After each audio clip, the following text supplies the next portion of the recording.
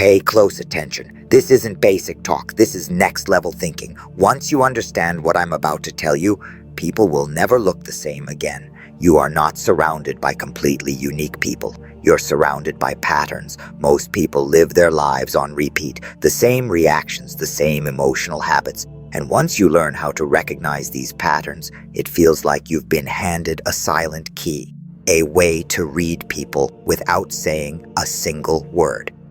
Here's the truth. Most people aren't acting, they're reacting on autopilot, and they usually fall into one of these hidden behavior loops.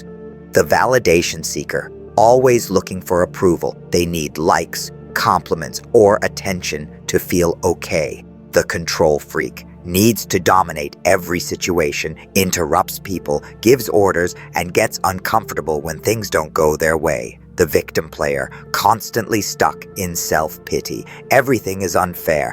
Nothing is ever their fault. These behaviors aren't random. They were learned early in life, and now they just repeat over and over again. But the good news, you can learn to see the code they run on. Here's how to spot the pattern. First, just pause. Stay silent during a conversation and notice how they react. Most people get uncomfortable with silence because silence interrupts their usual behavior loop. Do they try to fill the gap? Do they over-explain? That's your first clue. Second, gently challenge them more than once. If you get the exact same reaction every time, defensiveness, sarcasm, or shutting down, it's not personal. That's their pattern. Third, try pulling your attention away. Validation seekers will quickly overshare to get it back. Control-focused people will try to regain power. They'll interrupt you, raise their voice, or change the topic to themselves. This is how you find the pressure point, the place where they're stuck. In a meeting, you might notice a coworker who always needs the final say, even on small topics. When they feel ignored, they repeat themselves or push harder, sometimes even restating what others said, just louder. That's not confidence.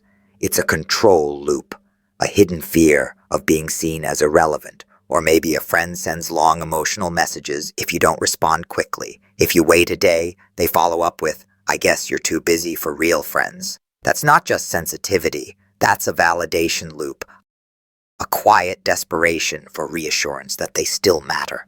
Once you see the loop, you can start to predict behavior before it even happens. Ignore a message. They'll send another one soon. Don't praise them. They'll work harder to impress you, push the right emotional button, and they'll break, lash out, or reveal their true fear.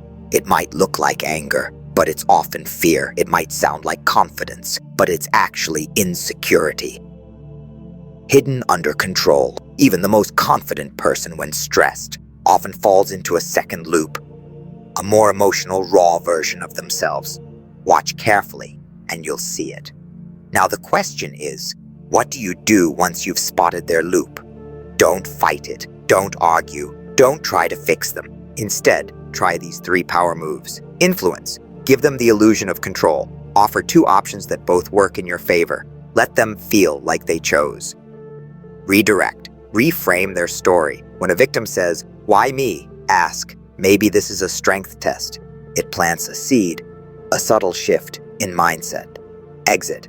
Sometimes walking away in silence is the most powerful move. If they're addicted to the loop, your silence will feel like a system crash. This is just the beginning. You've just scratched the surface of how human patterns really work. If you want to go deeper into human behavior, emotional intelligence, and the psychology behind personality loops, subscribe this channel.